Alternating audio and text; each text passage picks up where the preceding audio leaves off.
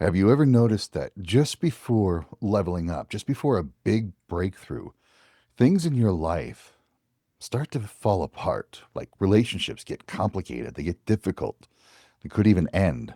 Jobs, the career that you've had evaporate, they just disappear.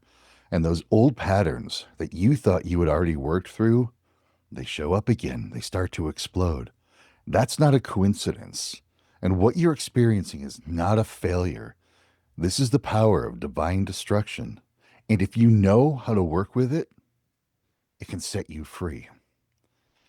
Let me share with you a story of a client who would experience some of this.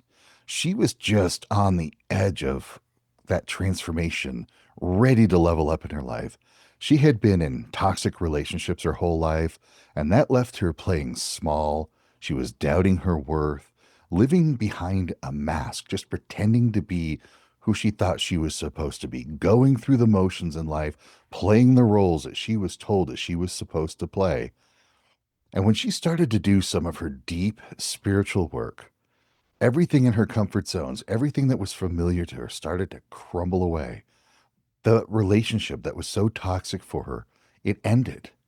Friends that she had had for years started to distance themselves for her. Even her job became unbearable. The day to day, the daily routine, all the in and outs of all of that just didn't resonate with her anymore.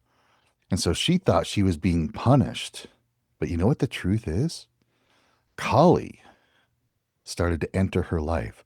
Now, Kali, she's that goddess of sacred destruction. She can clear away those things that don't belong. She can kill those demons that have been plaguing your life.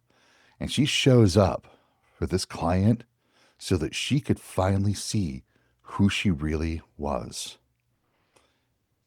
Now, let's think back to this. She was doing her spiritual work, and you may have seen this when you're exploring different spiritual paths, that a lot of these spiritual teachings are going to tell you to raise your vibration, just stay positive.